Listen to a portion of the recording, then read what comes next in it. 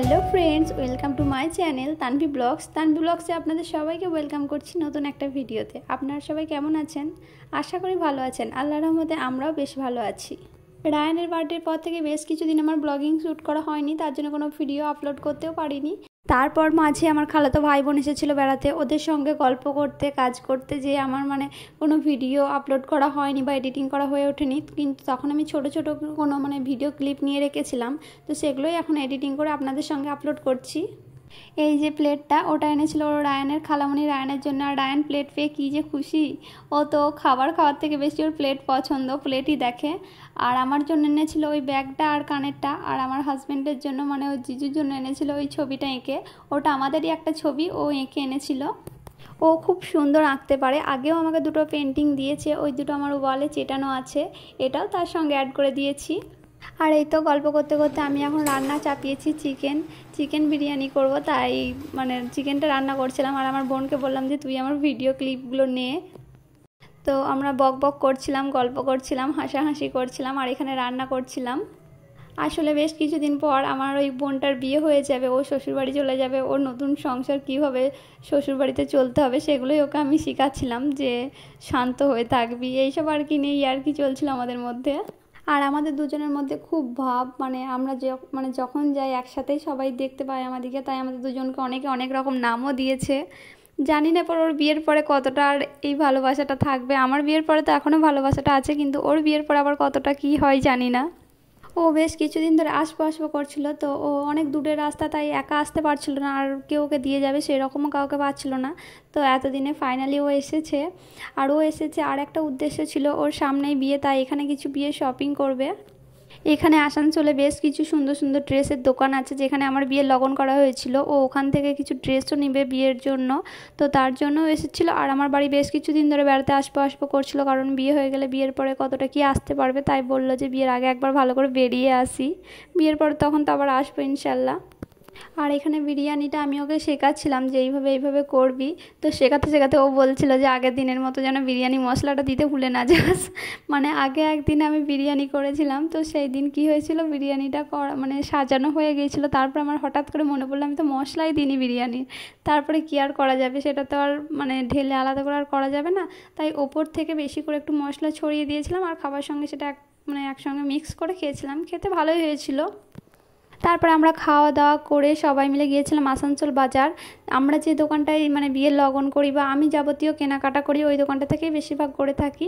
তো সেই দোকানটায় এসেছিলাম। দোকানটা বিশাল বড়, আর এখানে বিয়ের লেহেঙ্গা, গাউন, যাবতীয় শাড়ি, সব রকমের শাড়ি, মেয়েদের যাবতীয় ড্রেস, চুড়িদার সব কিছু পাওয়া যায়।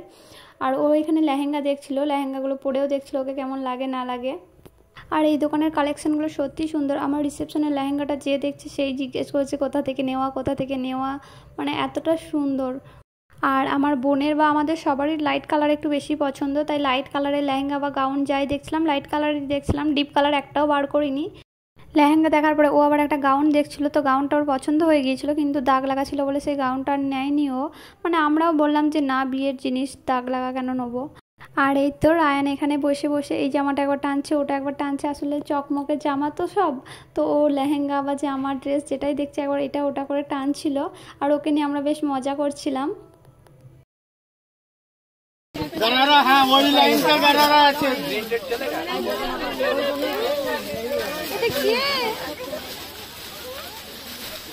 রায়ান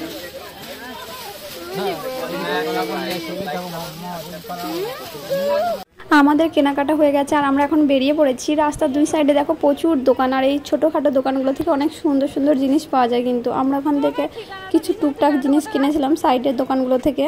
আমাদের কেনাকাটা কমপ্লিট, আর আমরা এখন যাব বাড়ি যেতে আমাদের 11টা হয়ে গিয়েছিল। যাবার সময় রাস্তায় খাবার কিনে নিয়ে তারপর আর ব্লগটা কন্টিনিউ করা হয়নি। এটা হচ্ছে নেক্সট দিন বিকেলে আমরা একটু ঘুরতে বেরিয়েছিলাম আমাদের গ্রামের চারপাশে কয়লার খনি আছে, কয়লার খাদান আছে, তো সেগুলো একটু আমার বোনকে নিয়ে ঘুরতে বেরিয়েছিলাম। আর যে কয়লার খাদানগুলো আছে তার পাশে কিন্তু ছোট্ট ছোট্ট পাহাড়ের মতো আছে, তো ওগুলো দূর থেকে পাহাড়ই দেখতে লাগে, অনেকটা উঁচু, আর দেখতেও বেশ সুন্দর লাগে।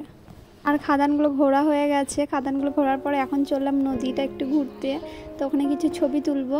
আর বাইকের সামনে আমার ছোট্ট সোনাটা বসেছে, ওকে কিন্তু আমি বেশ টিপে ধরে রেখেছিলাম, নাহলে ও নড়বড় করবে, এখনই পড়ে যাবে, তো ওকে ছেড়ে দিনি একদম সামনে বসিয়ে। আমাকে আর আমার বোনকে আগে আমার হাজব্যান্ড রেখে আসবে যে নদীর ধারে, তারপর আমার ভাইকে আবার নিয়ে যাবে বাড়ি থেকে। তো চলো আমরাও ঘুরি আর তোমাদেরও একটু ঘুরিয়ে নিই আমাদের সাথে।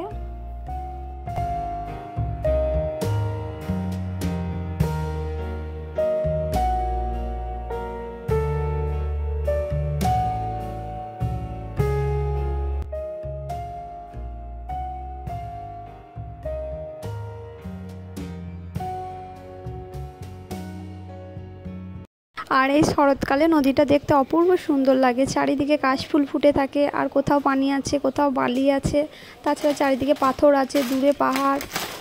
এই সময় এই জায়গায় ফটোশ্যুট দারুণ হয়, কিন্তু আমাদের ঘুরতে ঘুরতে সন্ধ্যা হয়ে গিয়েছিল, তাই সেরকম বেশি কিছু ছবি তুলতে পারিনি, বাড়ি চলে আসতে হয়েছিল। আজকের ভিডিওটা যদি তোমাদের ভালো লেগে যায় তো একটা লাইক করে দিও, আর চাইলে আমার চ্যানেলটা সাবস্ক্রাইব করে নিতে পারো। আমি আমার চ্যানেলে ডেলি লাইফস্টাইল ব্লগ শেয়ার করে থাকি, আর আমার যেহেতু একটা ছোট্ট বেবি আছে, তো বেবিদের ডেলি রুটিন বা অনেক টিপসও আমি শেয়ার করে থাকি। আশা করি তোমাদের ভালো লাগবে। আমাদের ঘোরাও কমপ্লিট হয়ে গেছে, আর আমরা এখন চললাম বাড়ি। আর আজকের ভিডিওটাও এখানে শেষ করছি, দেখা হবে নেক্সট ব্লগে। টাটা।